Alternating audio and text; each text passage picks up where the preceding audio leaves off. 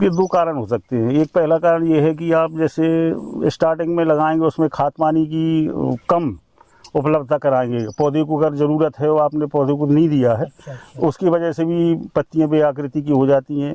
और अगर ऐसी स्थिति नहीं है तो फिर आप एक वायर कंपनी का इमीडाक्लोपिड, ठीक है ना, वो नहीं ऐसा नहीं होता है। अब ये डॉक्टर साहब बैठे हैं, डॉक्टर साहब को कुछ अच्छा नहीं लगेगा क्योंकि ये कहेंगे कि तो सच ही है। अच्छा, अब आप सच पूछना चाह रहे हैं इसलिए बता रहा हूँ, हालांकि लोगों के दिमाग पे ये बात चढ़ेगी नहीं। ये अभी एक साल का हो गया, हाँ। टोटल इसमें 3 स्प्रे किया, 4-5 महीने से तो एक किया नहीं, तो बहुत छोटा। दोस्तों नमस्कार, मैं हूँ परमात्मा और आप देख रहे हैं ग्रेट इंडियन फार्मर। आज फार्म पे ये आप इन्हें देख रहे होंगे, ये हमारे डॉक्टर साहब हैं। और खेती शुरुआत जो मैंने की थी, ऐसा कहिए ये खेती के मेरे सबसे पहले गुरु हैं। तो डॉक्टर साहब एक बार अपना परिचय दे दीजिए, लोग सोचेंगे कि परमात्मा तो के गुरु के दर्शन एक बार जरूर करना चाहेंगे काफ़ी लोग। जी जी जी। हेलो सर, मैं doctor Ramzan Mansuri, Dhanuka agritech limited, Delhi. मेरे छोटे मित्र परमात्मा जी, इन्होंने स्टार्टिंग पपीते से की थी और इनका उत्पादन आज के समय में बहुत अच्छा हो रहा है। और बीमारी से लगा के, नीचे से स्तर से लगा के ऊपर तक पूरी जानकारी परमात्मा जी स्वयं देंगे। सामने बैठे हैं हमारे मार साहब हैं, अध्यापक हैं और बहुत अच्छे किसान हैं। और ये इनको आपने शायद पहले देखा होगा, ये प्रताप जी हैं, ये भी बहुत अच्छे किसान हैं, इटाल से हैं। भैया बैठे हैं, इंजीनियर साहब हैं। तो ये लोग वैसे ही घूमने के लिए फार्म पे आए थे, तो मैंने सोचा डॉक्टर साहब को आपसे परिचय करा दूं। ज़्यादातर लोग सोचते हैं कि खेती मैंने कहाँ से सीखी, कैसे सीखी। तो ये खेती है, आप लोग देख ही रहे हैं, बहुत दिनों से मिल रहे हैं, तो ये सारी जानकारी है। और कुछ जानकारियाँ प्रताप जी को लेनी थी, तो एक अच्छा समय है, डॉक्टर साहब बैठे हैं, मैं भी हूँ, सब लोग हैं, तो कुछ चर्चा करते हैं। प्रताप भैया पूछ लो डॉक्टर साहब से क्या। जी सर, डॉक्टर साहब मैं ये पूछना चाहता हूँ, जैसे कोई नया किसान पपीता की खेती करना चाहे जी जी। तो उसमें कौन कौन सी बातों का ध्यान रखना पड़ता है, कैसे की जाती है? भाई इसमें सबसे पहले तो अपना ये है कि खेत का चुनाव करेंगे। और इसके लिए ज़मीन आप बिल्कुल ये मान के चलिएगा कि पानी का जो पैमाना है, पानी का जो भराव है, उसको एक सा मतलब समतल होना चाहिए, ठीक है ना। और शुरुआत की अवस्था में इसकी गहरी जुताई करना चाहिए। जुताई करके अपना पूरा खेत समतल करके, और हो सकता है तो कंप्यूटराइज बना लें खेत को। और आगे और क्या चाहते हैं? जी सर, जैसे हम क्रॉप लगाते हैं तो उसमें बीमारियां भी बहुत सी आ जाती हैं, तो उनके लिए क्या है? उसके लिए ऐसा है, पहली बात तो आप शुरुआत में ये करेंगे कि खेत का मतलब एक सा होगा खेत, तो आप मल्चिंग से अगर करेंगे तो आपका पपीता सक्सेस होगा। जी सर। और बीमारियों से बहुत कम, मतलब बीमारियां व्याधियां बहुत कम लगती है उसमें अगर मल्चिंग लगाएंगे आप। क्योंकि मल्चिंग लगाने से पूरा जो मिट्टी का है और पौधे का है वो उसमें बिल्कुल भुरभुरा करता है और बीमारियों से काफ़ी बचत होती है। और बीमारियां और किस चीज़ से आप परेशान हैं? जी सर, जैसे हम लोग खाद पानी देते हैं तो खाद कौन कौन सी डाली जाती है इसमें अधिकतर, जिसमें उत्पादन अच्छा हो? देखो स्टार्टिंग में तो आप ये करेंगे, जैसे आप मल्चिंग के पहले पूरे खेत में अपनी देसी गोबर की खाद, वो भी खाद ऐसी चाहिए काली खाद, मतलब बिल्कुल काली होना चाहिए, सड़ी सड़ाई। ऐसा नहीं कि आप वो कच्ची वाली खाद डाल दें तो उसमें और बीमारियां क्या, उसमें दीमक वगैरह का अटैक हो सकता है। लेकिन डॉक्टर साहब आजकल गोबर की खाद है तो मिल बहुत कम रही है ना, किसानों के पास भी उतने पुराने जानवर है नहीं। नहीं ऐसा है, क्यों नहीं मिलेगी, मिल जाती हैं। कई बहुत से बड़े बड़े किसान हैं, वो अपना जैसे आप कहीं दूध डेयरी वगैरह है, ऐसे बड़े बड़े स्कूप जगह पे गड्ढे बना के पूरा इकट्ठा करते हैं। तो उसको आप ये देखिए कि नीचे वाली खाद जो होगी वो काली वाली खाद, उसका प्रयोग करें। नहीं मिलेगी तो अपनी जो कार्बनिक खाद है, जैविक आती है, और आपका जैसे कि ह्यूमिक वगैरह है, ये माइक्रोन्यूट्रिएंट्स वगैरह इससे पूर्ति कर दे। हाँ, जैसे अब गोबर की खाद या कंपोस्ट खाद नहीं मिल पा रही, तो रासायनिक में क्या प्रयोग करें? रासायनिक में ऐसा है कि आप डीएपी का उपयोग तो करना ही करना, क्योंकि खेत अपना जो पहले से हैबिचुअल बना है, मतलब मिट्टी को चाहिए फास्फोरस ही मतलब उपलब्ध कराना हो, एकदम से बंद नहीं कर सकते उसको, तो डीएपी तो डालेंगे और भी जो जैविक हैं, कार्बनिक है वगैरह है, और जैसी ह्यूमिक वगैरह है, माइक्रोन्यूट्रिएंट्स से इनसे पूर्ति की जा सकती है। जैसे कभी कभी ये होता है कि पत्ते उसके मुड़ने लगते हैं, खराब हो जाते हैं, तो इसके लिए वो किस अवस्था में होती है? वो कहो बचपन की अवस्था में हो जाए या कहो बड़ा पेड़ हो जाता तब हो जाता है वो। उसके दो कारण हो सकते हैं। एक पहला कारण ये है कि आप जैसे स्टार्टिंग में लगाएंगे, उसमें खाद पानी की कम उपलब्धता कराएंगे, पौधे को अगर ज़रूरत है वो आपने पौधे को नहीं दिया है, अच्छा। उसकी वजह से भी पत्तियां बेआकृति की हो जाती हैं। और अगर ऐसी स्थिति नहीं है तो फिर आप एक वायर कंपनी का इमिडाक्लोप्रिड, ठीक है ना, वो आता है आपका, उससे क्या नाम बोलते उसको बताएं आप? कॉर्नफिडोर वगैरह, उसको डालें। अच्छा। वो ज़्यादा कारगर है। जी हाँ, या किसी अच्छी कंपनी की कोई इमीडा मिल जाए, लेकिन उससे अच्छा इमीडा नहीं है कॉर्नफिडोर की वगैरह। और भी इमीडा आती है, होता है उसी में 17-8%, लेकिन वो काम नहीं करता जितना अच्छा बायर का एक नंबर, बस नंबर 1 का काम करता है। डॉक्टर साहब आप तो धान का में काम करते हैं। नहीं तो ऐसा है नहीं, जैसे कंपनी का प्रोडक्ट अच्छा होगा तो उसकी तो प्रोडक्ट के बारे में बताया जाएगा, ऐसा कुछ नहीं है कि हम धान का में है तो धान का पूरा बताया देंगे। अदर कंपनियों का अच्छा प्रोडक्ट तो वो बताइए, ये है। और इससे अच्छा ज्ञान चाहिए, मतलब फील्ड वर्क में जिन्होंने किया है। जी सर जी, आप बताएं कि कभी कभी ऐसा होता है कि ये यहाँ से गल जाता है, इधर ये नीचे से यहाँ से। यार ये गजब का सवाल पूछा आपने।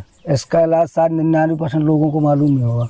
मतलब ये क्यों होता है, उसके इलाज ये देखिए, मैं बता रहा हूँ। अभी जब 3-4 साल पहले मैं पपीता लगाया था, और मेरे पास में यहाँ जालौन में राजू हैं काटा के, बहुत अच्छे किसान हैं, उनके पपीता के 2000 पेड़ लगे थे। जी सर। तो ये अच्छा, वो नदी के पास शायद आप भी गए थे, साथ में गए थे। तो उसमें क्या हुआ था, उन्होंने इस पर मिट्टी चढ़ा दी थी। जैसे किसान का दिमाग में होता ना कि पपीता का पेड़ गिर जाता है, इस पर मिट्टी चढ़ा देना चाहिए। मतलब इसकी तना के ऊपर हाँ, यही सबसे बड़ी बेवकूफ़ी होती है। इस पर मिट्टी नहीं चढ़ाई जाती। अगर आप इस पर मिट्टी चढ़ाएंगे तो मिट्टी के इन्फेक्शन से गलेगा वो, वरना इसमें कोई समस्या आएगी ही नहीं। आप देख रहे हैं, इसका मतलब होता है जैसे आप इसको खोलेंगे, आप किसी भी पौधे को खोलेंगे तो उसकी सारी बहुत सारी जड़ें आपको ऊपर रहती है, पूरा ऊपर दिख जाएंगी, मोटी मोटी। मतलब जैसे देखो बहुत मोटी जड़ होगी कहीं भी, आप इसको देखेंगे तो ये इसकी जड़ों का ग्राफ देखो, पास से दिखा इसको, सबसे ज्यादा जड़ें ऊपर रहती है। ये जड़ें देखो इसकी, ये होता है इतनी मोटी मोटी जड़ें, जैसे इतना पेड़ होता है जितनी मोटी इसकी जड़ें हैं। जितना ये खुला होगा तो एक तो ये बीमारी आएगी नहीं, कभी आएगी ही नहीं। अगर आप इस पर मिट्टी नहीं चढ़ाएंगे तो ये समस्या आएगी नहीं, पेड़ आप पर गिरेगा नहीं, बहुत मजबूत हो जाएगा। अगर आपने इस पर मिट्टी चढ़ा दी तो ये जड़ जो रूट इतना मोटा है, इतना मोटा रूट नहीं होगा, तो पतली जड़ हो जाएगी इसकी। जितनी इसमें हवा लगेगी जितनी ज़्यादा, उतनी ज़्यादा इसकी मोटी जड़ होगी, और ये गिरेगा नहीं, मजबूत हो जाएगा। दूसरी चीज़, अगर बाई चांस आपने मिट्टी चढ़ा दी है या यहाँ से गलन लग गई है तो आसान सी दवा है इसमें। कोई भी, जैसे आप मेटल एक्जेल प्लस मैनकोजेब जो होता है, या कॉपर COC भी काम करेगा, सबसे अच्छा काम करेगा मेटल एक्जेल प्लस मैनकोजेब।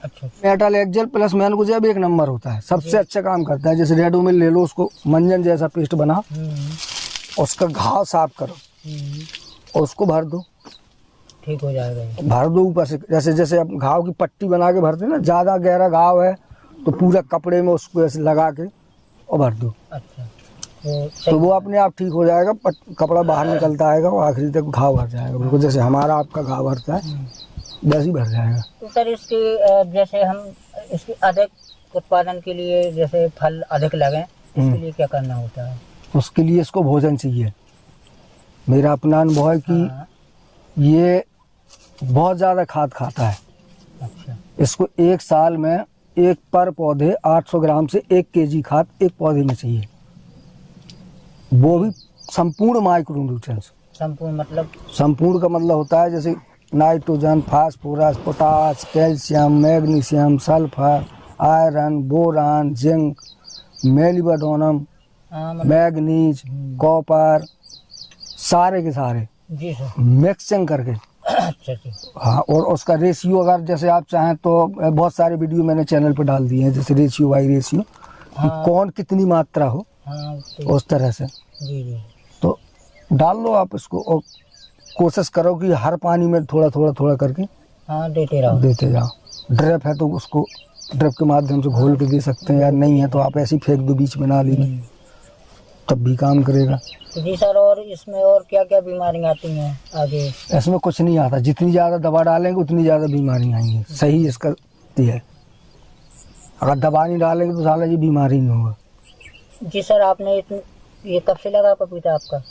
अब ये आप समझिए मई है तो 1 साल का हो गया ये। ऐसा भी यही नहीं ना, जैसे मैंने बताया नहीं कि दवा नहीं डालेंगे तो बीमार नहीं होगा। मैंने इसमें 3 बार स्प्रे किया है। नहीं तो कभी कभी ऐसा भी होता है कि दवा नहीं डालते तो भी खराब हो जाता है। वीडियो बंद कर। नहीं नहीं नहीं नहीं नहीं, नहीं ऐसा नहीं होता है। हैं? अब ये डॉक्टर साहब बैठे हैं, डॉक्टर साहब को कुछ अच्छा नहीं लगेगा क्योंकि ये कहेंगे कि तो सच ही है। अच्छा। अब आप सच पूछना चाह रहे हैं इसलिए बता रहा हूँ, हालांकि लोगों के दिमाग पे ये बात चढ़ेगी नहीं। ये अभी एक साल का हो गया। हाँ हाँ। टोटल इसमें 3 स्प्रे किया। 4-5 महीने से तो एक किया नहीं, जब बहुत छोटा था उस समय। उसके बाद 1-2 महीने बाद, और उसके बाद कोई स्प्रे नहीं है। दवा डाली नहीं जा रही है, केवल नीचे से न्यूट्रिशन और खाद दी जा रही है, चल रहा है। अब ये क्या है कि कम डॉक्टर साहब हैं तो डॉक्टर साहब को लग रहा है कि यार जी अब ये उल्टा सीधा बता रहा है। नहीं नहीं, ऐसा कुछ सही यही है, ऐसा कुछ नहीं है। आपने अनुभव किया है? मैं बता रहा हूँ प्रॉब्लम क्या है कि तो उसको डिटेल तो बता दो ना, माइक्रो न्यूट्रिएंट्स का नीचे वाला सिस्टम। मैंने बताया नहीं कि जितने होते कम से कम 14। अगर आपके पास 14 नहीं है तो 12 उपलब्ध हैं, 12 नहीं है तो 10 उपलब्ध, जितने उपलब्ध हो जाएं हाँ उतना आप। उनका रेशियो। जैसे पहले नंबर NPK मतलब DAP, यूरिया और पोटास। जैसे उसने उसको आपने 10-10 किलो डाला, जी। तो दूसरे कैल्शियम, मैग्नीशियम, सल्फर इसको 5-5 कर दो। उसके बाद बोरान, जिंक, मैग्नीज इसको 2.5 कर दो। हर बार की मात्रा को आधा करते जाओ और ऊपर की तरफ बढ़ते जाओ। जी। पूरे की आप सानी बनाओ और फेंक दो। ठीक। अब जैसे मान लीजिए आपका पूरा हो गया 1 क्विंटल, जो 1000 पौधा है, तो आपको 50 ग्राम पर पौधा डालना, 100 ग्राम डालना, 30 ग्राम डालना, 40, जैसा पौधा हो। कम से कम 2-2.5 महीने के बाद तो उसमें खाद देना शुरू करो। उसके बाद बस देते जाओ, जैसे पौधे की साइज बढ़ती है थोड़ा थोड़ा मात्रा बढ़ाते जाओ। खेती का मतलब ये नहीं होता है कि जैसे मैं यहाँ बता रहा हूँ, डॉक्टर साहब यहाँ बता रहे हैं और आप सोच रहे हैं खेती कर लेंगे। मुझे नहीं लगता कर लेंगे, कोई नहीं कर सकता। हाँ जब तक आप खेती नहीं कर पाएंगे, जब तक आप इससे बात करना नहीं सीख जाएंगे। जी जी, सही कह रहे हैं आप देखिए, मैंने यहाँ बताया जी मेरी मिट्टी है, अलग अलग जगह जलवायु अलग होती है, खेत में मिट्टी अलग होती है। जैसे अभी मैं खेती कर रहा हूँ मार साहब के यहाँ पेवर पड़ूगा मिट्टी है, ये पेवर काली मिट्टी है। काली है। अब इसमें और उसमें न्यूट्रिशन गारंटी बदला होगा, तो जो न्यूट्रिशन वैल्यू इस पे काम करेगी जी। वो उस पे नहीं करेगी। कुछ ना कुछ उसमें बदलाव होगा, हाँ, थोड़ा कम चाहिए होगा या थोड़ा ज्यादा चाहिए होगा, मांगे वो दो उसको। या पानी में बैलेंस थोड़ा बहुत कम ज्यादा हो सकता है। तो खेती मतलब थ्योरी होती नहीं, किताब की लिखी बात हाँ एग्रीकल्चर में सूट नहीं करेगी आपको। जी जी। आप जब अपने खेत पे काम करेंगे धीरे धीरे पे काम करो तब समझ में आएगा। जी जी तब समझ में तो ऐसे है ये। जी सर, ये मैं अभी देख रहा हूँ कि कुछ पौधों में पत्ते पीले हैं, तो इससे क्या? ये पक रहा है, ये तो स्वाभाविक चलेगा। कुछ जैसे आप फल देख रहे हैं, कुछ पका है कुछ छोटा है, तो कंटिन्यू ऐसे पत्ते चलते रहेंगे। जो पकेगा, हाँ जो पुराने पत्ते हाँ, तो उससे कोई दिक्कत नहीं होता। बाकी आप देखिएगा ऊपर के जो टॉप फ्लोर के पत्ते होते हैं हाँ वो कैसे हैं। अगर उनमें कोई प्रॉब्लम है तो प्रॉब्लम है, वरना प्रॉब्लम नहीं है तो कोई प्रॉब्लम नहीं है। थोड़ी बहुत प्रॉब्लम से इसको कोई फर्क नहीं पड़ता। जी जी। पौधा लगाने के कितने महीने बाद फल आ जाता है बेचने लायक? बेचने लायक 7 से, ये लगाने के ऊपर निर्भर करता है। वैसे आपने कब लगाया इसको? जैसे मई में लगाएं इस समय। हाँ, अगर आप हैवी टेम्परेचर पर लगा रहे हैं, जैसे मई में लगा रहे हैं, या गर्मियों के किसी भी सीजन में, 7-8 महीने में, 8 महीने में पहुंचा देगा। 7-8 महीने 7 से 8 महीने में मार्केट जाएगा। जैसे आपने सितंबर में लगा दिया तो फिर वो 10-11 महीने में चला जाएगा। उसमें ज्यादा टाइम लगेगा। हाँ, वो सर्दियों में जो 2-3 महीने दिसंबर जनवरी जो होता है उसमें ब्रेक ले जाएगा पौधा। देख लीजिए। तो उस वजह से फिर वो 2-3 महीने उसके एक्स्ट्रा बढ़ जाएंगे।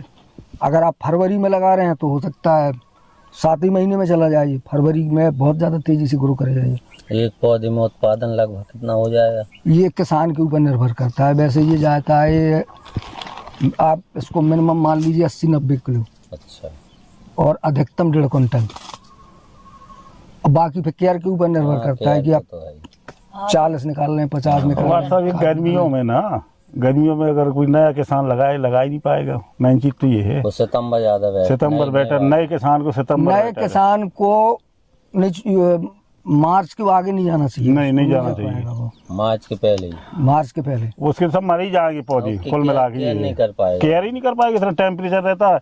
अब इन्होंने क्या किया है, परमात्मा जी ने रात में लगाए हैं। मार साहब रात में पौधे लगाए हैं, पूरी रात लगाए, 11-12 बजे तक लगाए। लड़कों और उनकी लेबरों में ये देखना होता है ना, जैसे टेम्परेचर मेंटेन करना पड़ता है, कितने टाइम लगाना है, कब लगाना है। ये बहुत अच्छे किसान हैं, नॉलेज है इनको, जमीन से जुड़े हुए किसान सिंचाई हैं। पे भी फिर ध्यान देना पड़ेगा। दिन में करेंगे, रात में करेंगे।